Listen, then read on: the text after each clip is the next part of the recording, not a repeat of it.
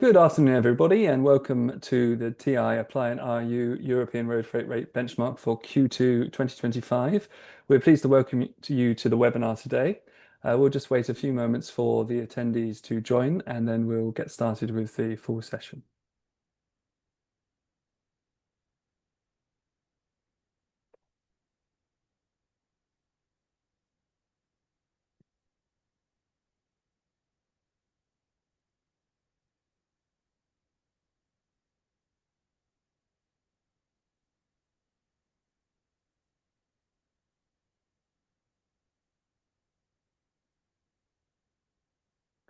Okay, it looks like the attendee numbers are beginning to stabilize now. So welcome everybody to the TI Apply and IRU Q2 2025 webinar on European road freight rates.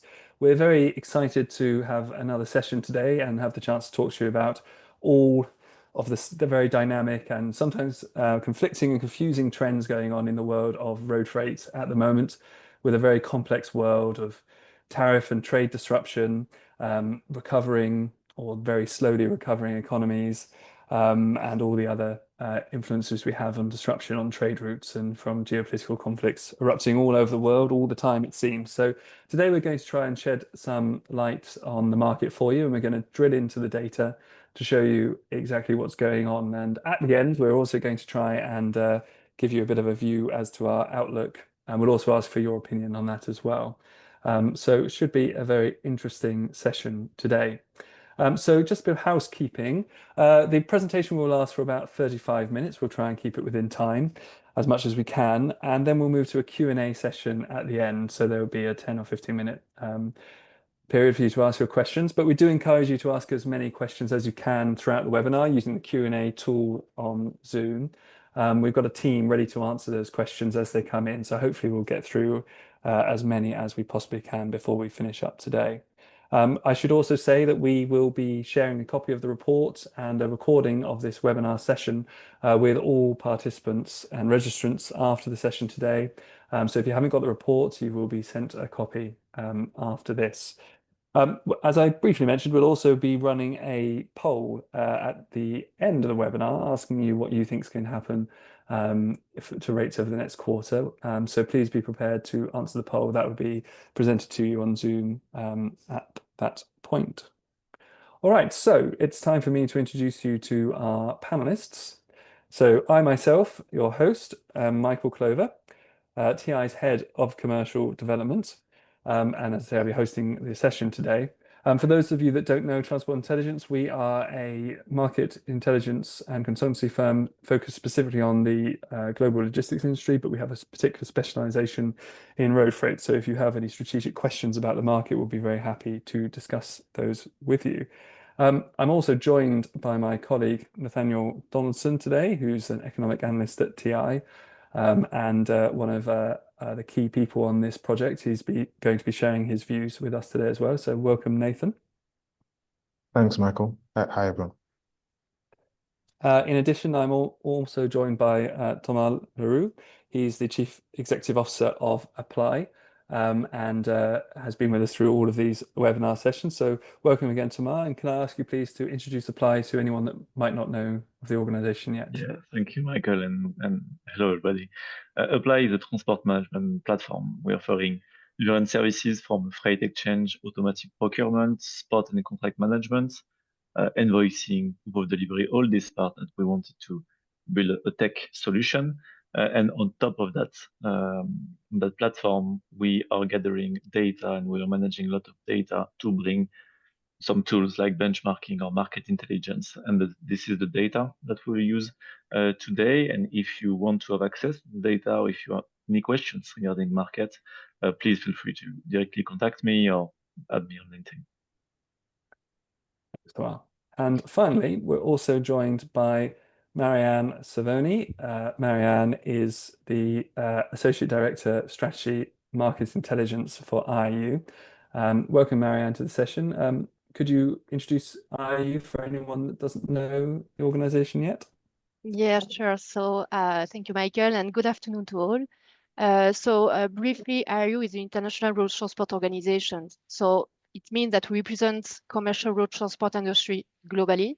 So we count a large diversity of members and partners, being national road transport associations, large logistic companies, service providers, shippers, and even banks. As IRU, we advocate. We advocate at regional, but also at global levels, at UN notably. We manage and we develop solutions also to facilitate the international road transport. And finally, we develop intelligent services, so regulatory monitoring through prices by type of energy, decarbonization, driver shortage. So everything that I represent today is published on IRU Intelligent Platform. And then there, if you are interested to subscribe, to know more, do not hesitate indeed to contact me after the webinar. Thank you. Thanks, Marianne. Okay, so before we move into the session proper, I should just read our disclaimer as well, which is we remind you that all discussions and statements made by participants on commercially, strategically sensitive information may fall within the scope of competition law and be considered as unlawful. We invite you to refrain from sharing any information of such nature or entering into any such discussion, including during breaks. Right, and with that done, we're now going to move on to the session. So of the methodology section, which Thomas is going to take us through and explain for everyone, and then we'll move into discussion around the rates themselves and some of the supply and demand side factors driving the rates we're seeing. But first of all, Thomas, if you could take us through the methodology, please. Yes, for sure. So this break here of methodology, this slide of methodology, just to emphasis on the fact that the data that we will use today regarding market data, the indexes that you will see regarding the rates within Europe are coming from Upply. This is data that we collect from our users or directly from our freight exchange and our transport management platform. Everything is anonymized and securely managed so that we take this data, and today for this analysis, we are looking only at FTL, full truckload data, general cargo, spot and contractual rates that you will see. The fuel is included in both spot and contractual rates. Sometimes you will see data without the fuel and it will be clearly stated. And this is the methodology that we have today for this webinar. We try to stay global. And with the FTL data, general cargo, we have more data, different type of trucks, different type of reefer or bulk, for instance. So if you want to have more details on that, feel free to come to see us directly. Thanks, Thomas. So we'll move on to our first content slides now. And first of all, we start looking at the overall index right across Europe. So this combines all the lanes that we cover for international lanes anyway, into one index and splits it out into contract and spot. And really interesting dynamic this quarter because we've seen contract and spot converging with contract rates increasing, but spot slackening. So some interesting dynamics to get into, and Nathan is going to take us through the trend. Yes, thank you, Michael. Yeah, so as Michael mentioned, we've seen the two indexes converge, 132.2. And then just to confirm what this means, so the indexes. So this is an index traded relative to the price of both markets, of each market back in Q1 2017. Doesn't mean they're exactly the same price. It all means that they're following the same trend and has put them both at that 132.2 index. But to go in and discuss the actual changes then, if we first just have a look at the spot market, so it's slid for the second consecutive quarter, and this time it was a movement of minus 2.2 points, which dropped it down to that 132.2. And that now puts it down 2 points year on year. So minus 2.2 points quarter on quarter and now down 2 points year on year. We then have a look at the contract market. Well, this rebounded somewhat. That was up 1.2 points quarter on quarter to 132.2 and up 0.7 points year on year now, if we compare it to a year ago. In terms of the story, I mean, it's quite a complicated story. Of course, there's lots of caveats in each point, but the top level story is one of easing and lowering short-term demand, and that allowed the spot fall that we saw, and that's a result of both lower short-term pressure from lower demand, lower costs, namely fuel, which we'll go through on a later slide as well. In terms of the spot rates, they've now dropped to their lowest point since late 2023 as expenditure has weakened. And we've seen this in household goods. So in terms of the recent changes, the spend in household goods in Europe was down 2.2% quarter on quarter. Vehicle sales down 3% quarter on quarter. But then, of course, we also have the fact of the tariffs, which we'll get to in a moment. In terms of the longer term sentiment, so when we look at the contract market, European production is actually rather steady. We've seen some increase in the production of durables up 1.1% quarter on quarter, and non-durables up 4.4% year on year. So in terms of previous years, we actually see that longer term environment is actually improved somewhat, especially manufacturing, which has been extremely negative, and maybe allowed us to see a little bit of that upwards pressure on that rebound in the contract market.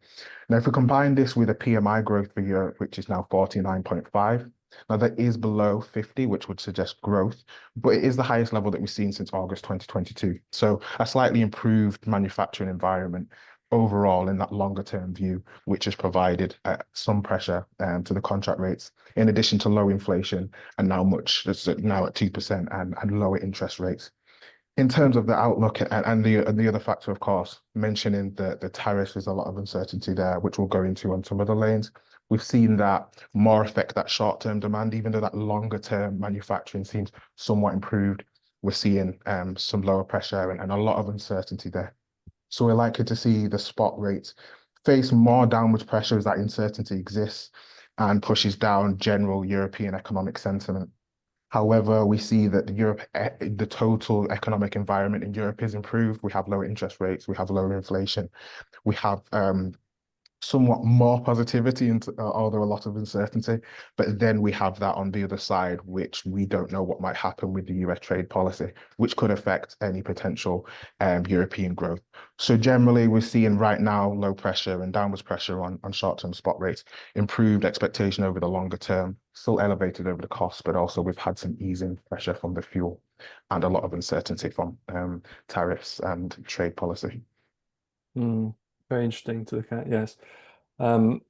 So thanks for that overview, Nathan, and we'll move on now to just drill into a few more of the underlying factors, really. Firstly, starting actually with a look at demand and volume development over the last few years here, looking at some new data from IRU, and Marianne's going to take us through these charts. Yeah, absolutely. So again, as mentioned, it is difficult to make any forecast or estimation, but it is good to have this global overview that we update on a regular basis.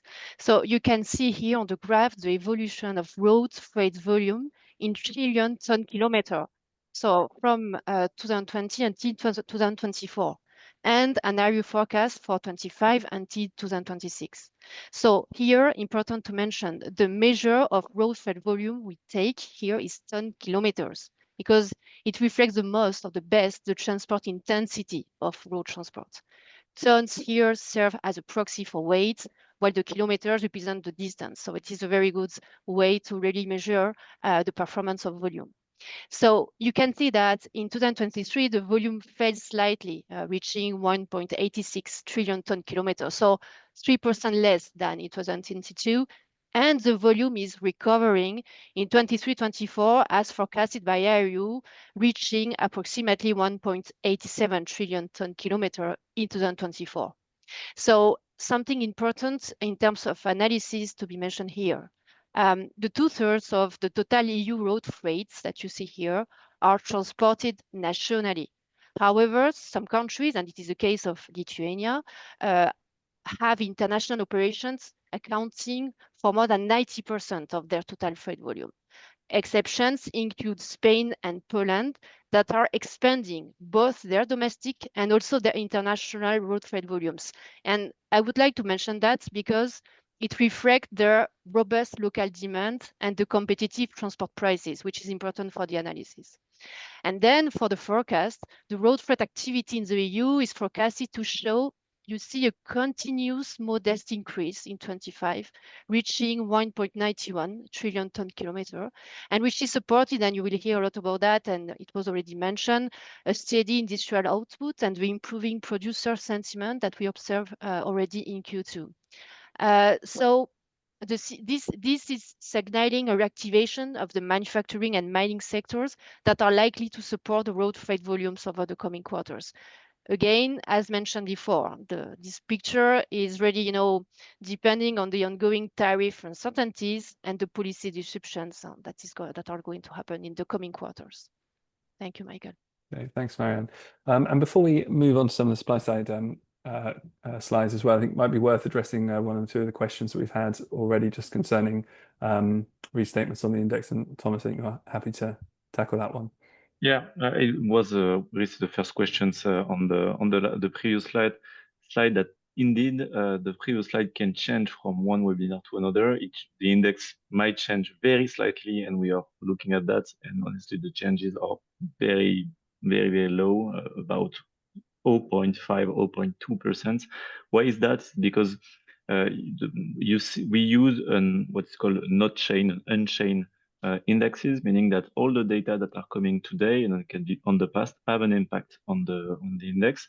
And we make this choice for this webinar because this is at a specific date, and today we have, with this methodology, the most accurate index at a specific date. We do have chain indexes apply that doesn't change with the past, but here this one might change, and it changed very slightly. Just to answer to the question of Thierry. Yeah, with the philosophy of the latest and greatest data Exactly. being applied, of course, as we apply is collecting so much valuable data on the market. All right, thank you for that. All right, so the next section is really looking at supply side, and again, this is some really interesting IRU data coming through here, starting on diesel prices, then we'll move on to drivers and tolls as well. But Marianne's going to talk us through these slides. Yeah, sure. So we show here a graph showing the index of diesel prices at pump for specific countries, for France, Germany, Italy, Poland, and Spain. Diesel prices at pump reached an average of 1.5 euro per liter in Q2. So this is showing a decline of 6% versus the last quarter, but prices rebounded at the end of Q2. And obviously this is due to the Israel-Iran war that has created uncertainties about Iran's oil exports and then tensions in the global oil supply chain. So on the other side, the Brent increased from 66 to 76 US dollars per barrel from early to mid-June and has stabilized around 69 US dollars in July. As of today, tensions are easing in the Middle East, and so OPEC plus countries announced in July last month that they will increase the production starting from August again. So therefore, the last forecast of the Energy Information Administration has revised its evaluation for the Brent price for the end of the year from 68 US dollars to 69 since their latest update. Just a few words on HVO or biofuel prices. As a reminder, biofuels are very close to regular fuels and offer a way to reduce the carbon emissions without any major changes or disruptions to engines, but also in the fuel distribution network. So this is a readily decarbonization solution that a lot of carriers are implementing today. And according to our last survey that we are going to publish in the coming weeks, biofuel is expected to remain the dominant solution over the next 5 years. And this is clearly something that was stated by the carriers we have interviewed. Of course, while electricity is gaining momentum at the same time. Why I say that? It means that the HVO distribution is ramping up, meaning that the prices at the fueling stations are going down on a yearly basis, having decreased by 6% in the last quarter-to-quarter comparison. However, HVO prices remain higher than diesel. The average price for HVO is about 1.81 euro per liter in Q2. And it should be noted that despite the recent decrease in diesel prices, HVO pricing is remaining stable. If you want to access the full detail of all the energy prices, you can subscribe to IRU fuel prices, and you can ask any questions after the webinar on this type of information we deliver. Thank you, Michael. Thanks, Marianne. Yes, and there's a bit more detail in the report as well. So I think we've just established that we've got some uncertainty around demand, although we've got a really useful forecast here, and even more uncertainty perhaps around fuel prices as well. So that's two key factors that are quite uncertain to look at. And perhaps we can find a little bit more certainty as we predict or look ahead at what might be happening with truck drivers based on some of this demographic data, which I think is really interesting to see divergence and also to benchmark the European market against some of these international comparisons as well. So Marianne, could you explain this new data as well, please? Yeah, so this is something that we do on a yearly basis in terms of updates. Something very important is the age distribution. So this is according to our last driver shortage report.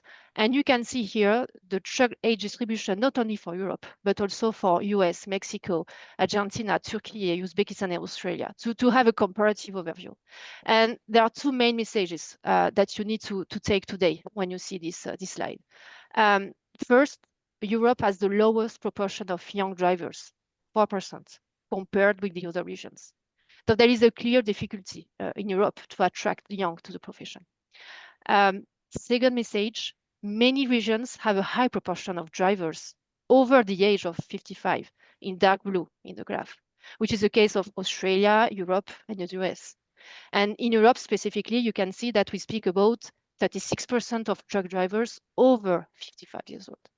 So we know that truck driver shortage continues to intensify. You know this number of 400,000 unfilled positions that we have unveiled last year, and we are used to say that you have two, I would say, elements behind these figures. You have two ways to see it: the access to the profession and the attractiveness of the profession. And the access to the profession, it means, for example, the high driving license costs. So to give you an idea, it's about, in average, it's about 5,000 euro in Europe to have a license. Second element, the minimum age to access the profession, so to enter in the profession, and the difficulty to hire non-EU drivers. And when we say attractiveness of the profession, we mean here the long, I would say, period spent away from home, the lack of secure parking areas. We know that in Europe we have too few number of parking spaces that are secured, only 5,000. And finally, the poor treatment of drivers or delivery sites. So just to say that we have an emergency to find a solution, because in the next coming 5 to 10 years, we'll have this big wave of drivers going to retirements. And we estimate that it is about 600,000 truck drivers that will retire in 2029. So solutions, we track a lot the different solutions implemented by the different carriers or by different large logistic companies to really retain drivers with different carrier path development, etc.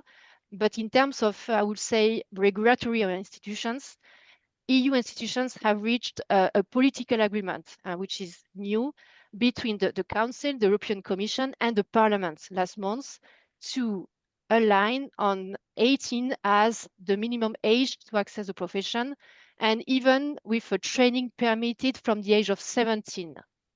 So this is the big, I would say, the big new thing, because then the member states will have 4 years to transpose this new regulation into their implementation. So just wanted to mention that, because it is the three, I would say, divisions or departments of the European, I would say, institutions that agreed on this. Thank you, Michael. Okay, and we'll then move to the latest update on tolling as well. Yeah, and very briefly on this one. Yeah, so this is a map that we do with the updates every month, so every 2 or 3 months, depending on the different information we want to update. This is part of a dedicated monitoring we do at IRU. So we consider here the toll prices evolution as a whole, so it includes the CO2 toll taxation impact. And so the colors are showing if the prices are increasing, which is in yellow, if the prices are decreasing in green, and if there is no change in light blue. And we can clearly see that in Q2, you have a lot of countries in yellow, notably Bulgaria, Spain, Italy, Poland, Netherlands. And the toll increase ranged from plus 2% in Italy to 20% in Bulgaria, for example, on a year-on-year comparison.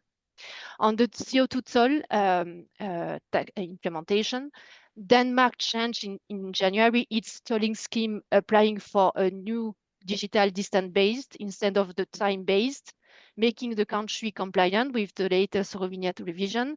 And also Netherlands, Luxembourg, and Sweden applied end of March the CO2 component to their time-based fee. So, which is raising the prices by 2% for Euro 6 Class 1 articulated vehicles, to give you an estimation. And just to finish, since July 1st, you maybe saw that Slovakia is now implementing the Eurovignette revision, adding also the CO2 component to their distance-based fee, taking into account the CO2 class of vehicles.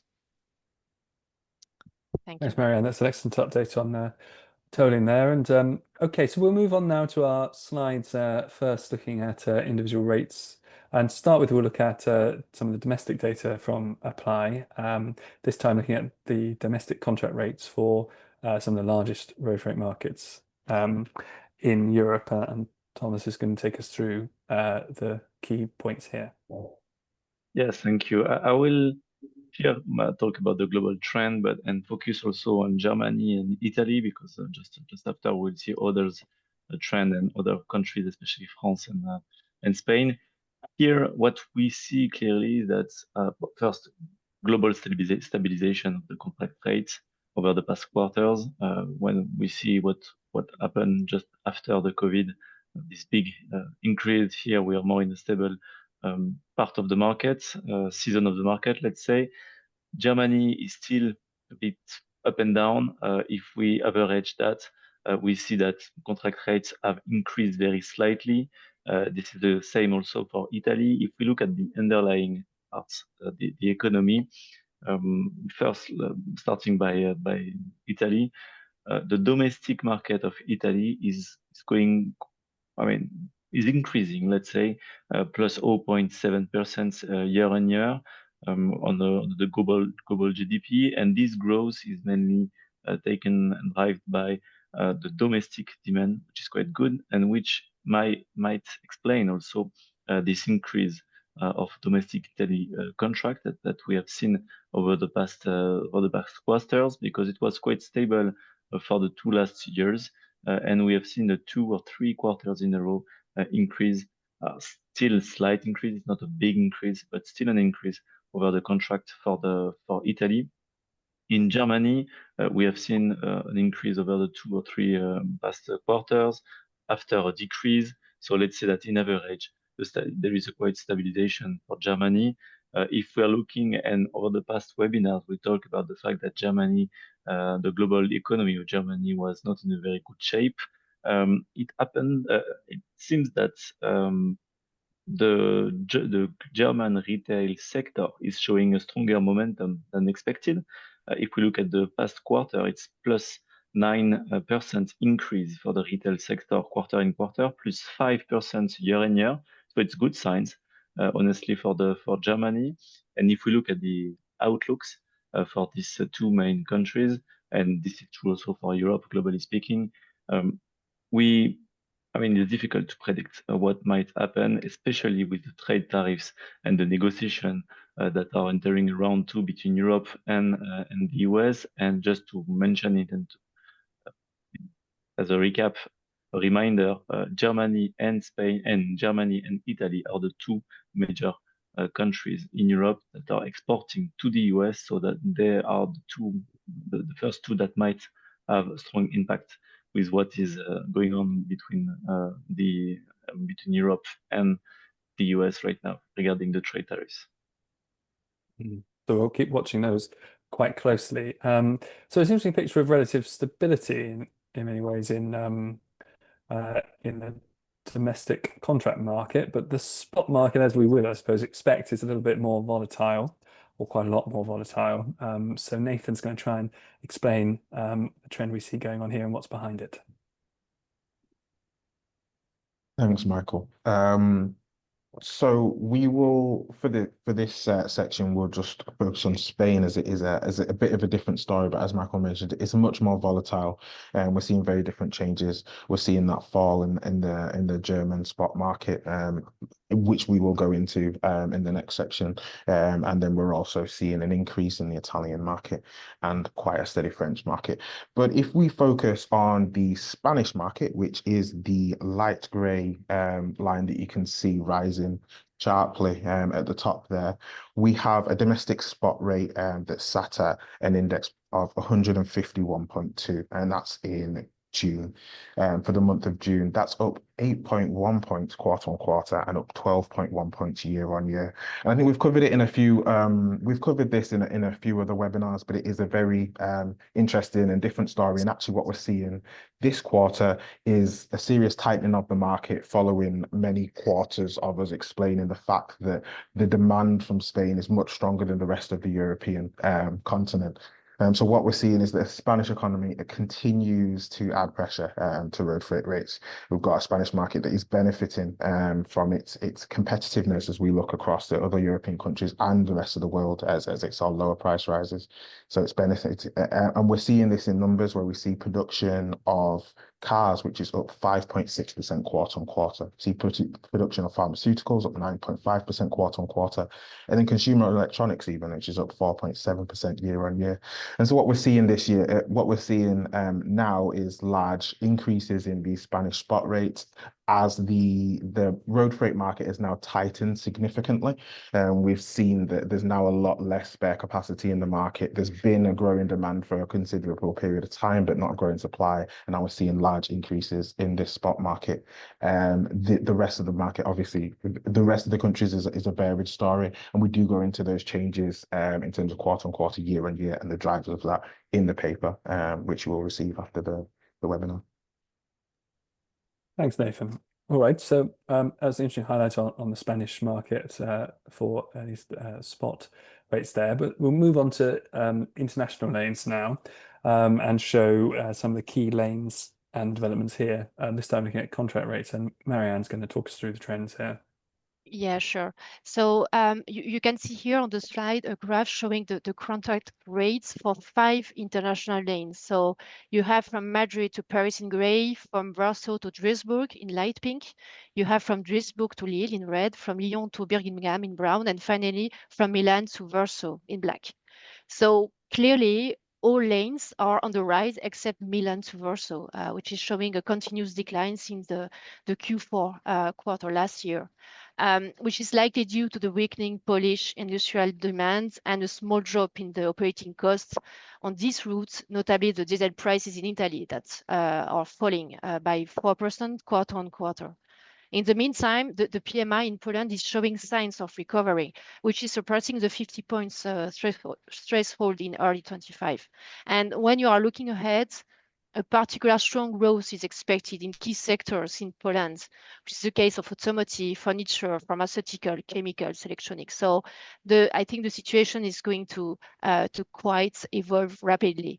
The contract rates on the Lyon to Birmingham routes are up both quarter on quarter and year on year, which is potentially reflecting a rebound in the UK import activity, and notably from France.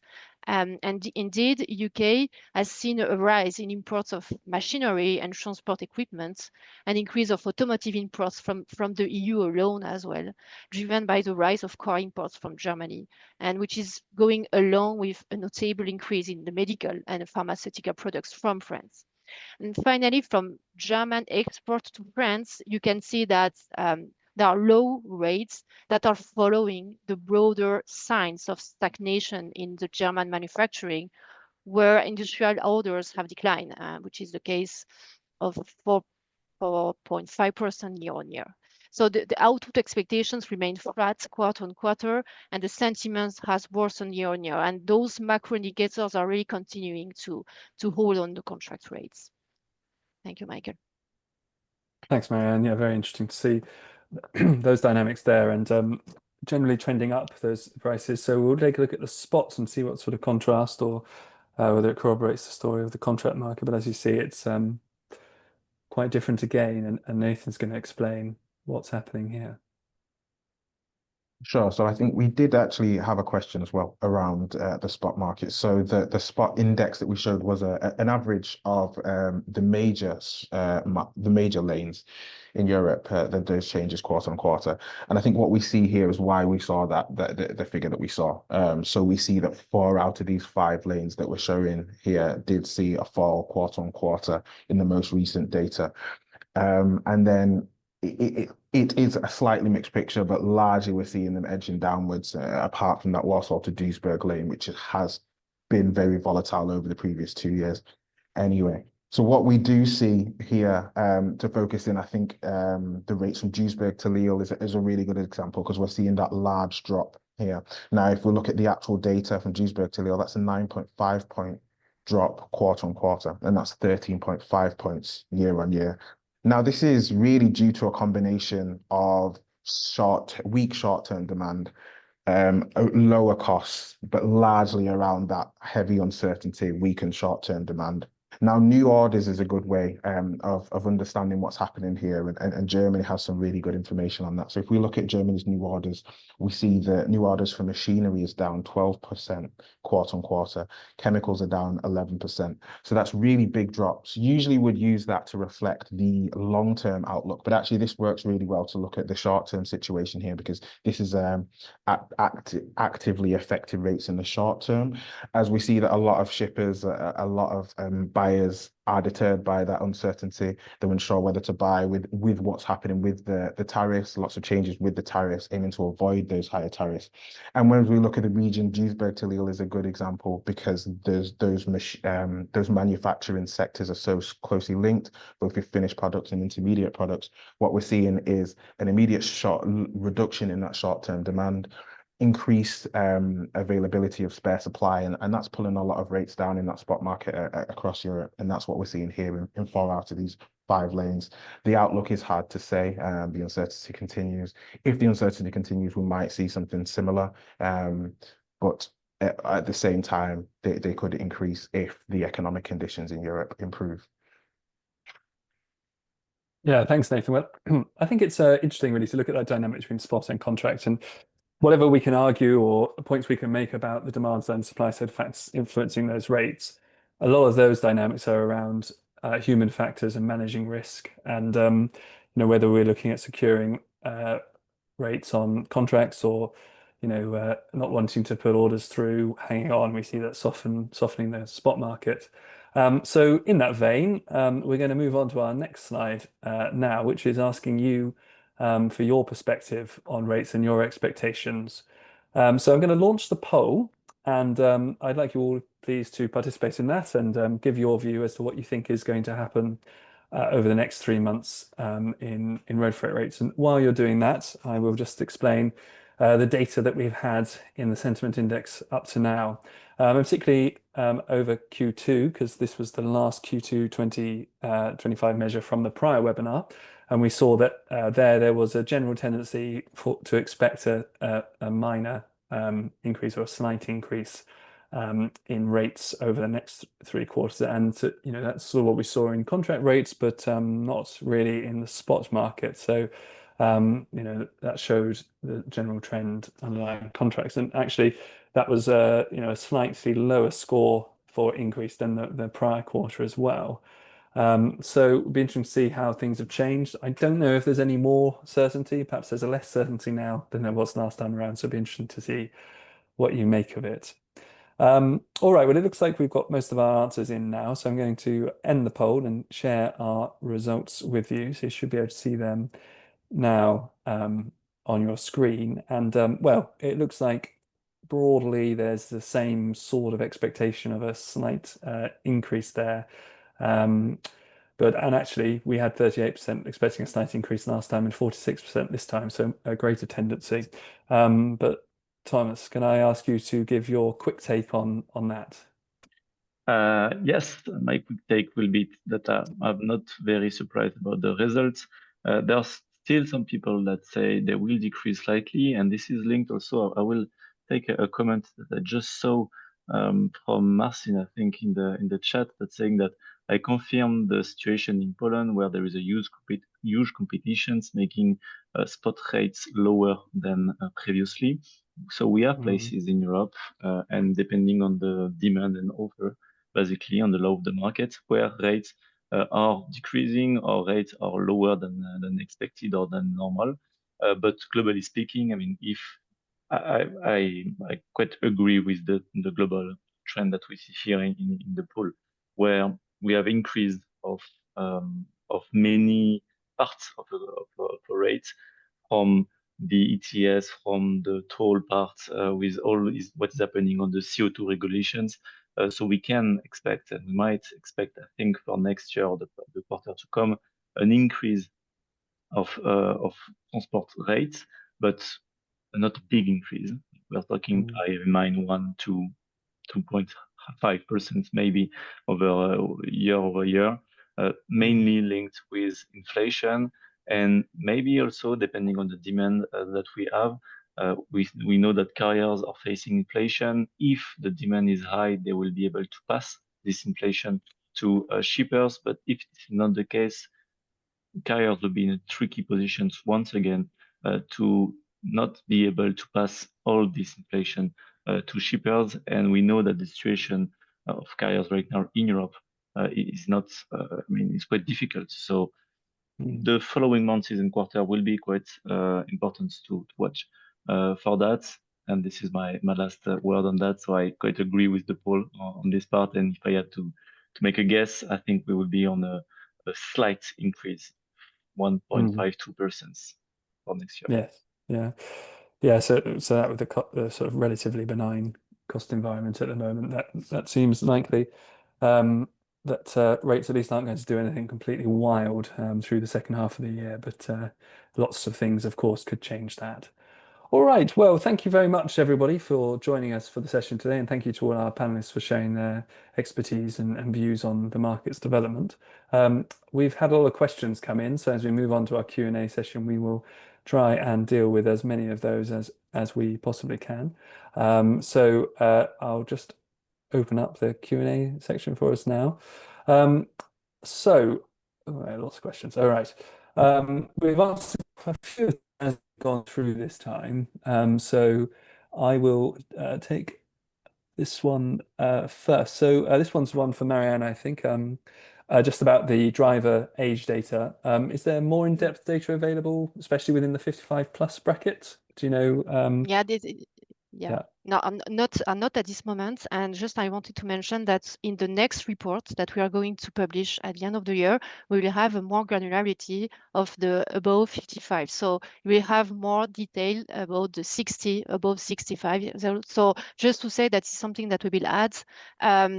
We don't have much clarity on the really the age of retirement depending on the countries until you know which age some drivers are really in a way in a situation to continue to work at latest as possible. So we will have this information in the new report we will release. Okay, fantastic. We can fine tune the forecast for that, yeah. And there's a few just on similar sort of note. There's a few questions around policies to bring drivers in from other regions as well. So what would be your take on that? Yeah, so here today the European Commission, and we are collaborating with them on that, are implementing different pilots between European countries and non-EU countries. This is notably the case of Maghreb countries and Pakistan. So there are some pilots to ease and to make it more, I would say, harmonize the way we can recognize and we can train drivers that are coming from those regions to work inside Europe. So it's something which is really starting with Maghreb and Pakistan, and to be continued. And IRU is strongly supported the European Commission on these aspects, so that we can have impacts quite soon with those drivers to mitigate the driver shortage I was just mentioning. One question here, maybe for you, Nathan. What would you point to as the major drivers behind the divergence between spot and contract at a high level? It appears spot, like Spain, is down versus contract up almost across the board. So what would you say are the main drivers there? I know you covered that a bit in your remarks, Nathan. Sure, I would say the spot falls are more due to the immediate situation and pressures that we're seeing, especially around the uncertainty around tariffs, around international trade, and the evidence that we saw from the new orders. We see that's falling, and international buyers are really uncertain about buying the international goods with the uncertainty around the tariffs. Whereas if we look at the contract market, really, even though things don't feel hugely positive in Europe, it's a much more positive situation than what we were looking at maybe 6 months ago, definitely 12 months ago, and further back. So that expectation of the output, the long-term output for manufacturers and retailers in Europe has actually improved quite a bit. Versus when we're looking at this, like I say, a year or 2 years ago, and the general economic sentiment in Europe has improved. So I would say that would be the difference, even though things feel really uncertain and don't feel hugely positive right now. It's probably actually a lot better than it was, and that long-term expectation of volumes is higher, whereas spot is just being affected by the uncertainty right now and deterring purchases. Thanks. And there's another more technical question, maybe just on the IRU driver shortage data about changes over the last couple of years. I don't know if you'd like to address that, Marianne. Yeah, very briefly. So indeed, we have changed the methodology versus the previous years to make it more, I will say, precise in terms of size of the markets with different ponderations. So at the end, it doesn't change the message because the driver shortage is increasing a lot in any case. So indeed, if you want to have more information on that, we can definitely, you can contact me and we can give you some more detailed information on the methodology. Brilliant. Thanks, Marianne. Yeah, we've really seen that data grow over the last few years, haven't we? One other, I suppose, little question is, will we see the report sent out after the session? Yes, we'll be sending copies of the report out to everybody who's participated or registered for the session, and indeed you'll get a copy or recording of the webinar as well on that one. I've seen that we've also had a couple of other questions on the situation in the Polish market, and I think Jamal, you had some interesting comments on that regarding the sort of capacity in the market and the situation for carriers. Is there anything you'd like to add on developments and the situation in Poland? No, sorry. On this situation, I was just taking this example because indeed it's difficult when you have index that are aggregated to understand exactly what's happening in the market, and indeed it can be a bit shocking or a bit surprising that spot market can be decreasing in certain parts of Europe and increasing sharply in others. I was just taking this comment over there. Honestly, I don't know specific details of what's happening in Poland. I know that we have market insights and you have also reports on this topic. So please feel free to go and have this information. That's it. Yeah. Right. Yes, thank you. Yes, so in the report we do discuss the situation in Poland because there's quite interesting trends in looking at the Polish market, of course, and the relationship with what's going on in Germany as well. So please do take a look at that report for more information on that. But one other question, then again back to drivers really. But is the law about the minimum age to drive trucks voted and approved, and when will this new law be in place in Europe? And that's one for you, Marianne, I think. Yeah, sure. So as mentioned, yes. So it's the European Commission, the Council, and the Parliament that have agreed and voted this new law. So now the member states have 4 years to transpose those new provisions into their national law, and then to prepare for its implementation. So this is the status. So yes, now it is going to be the implementation and national law to be, to include this new provision as a next step. Thanks, Marianne. And we have another question here just asking, do we have percentage growth forecasts in terms of growth rates for road freight in EU for H2 2025 and 2026?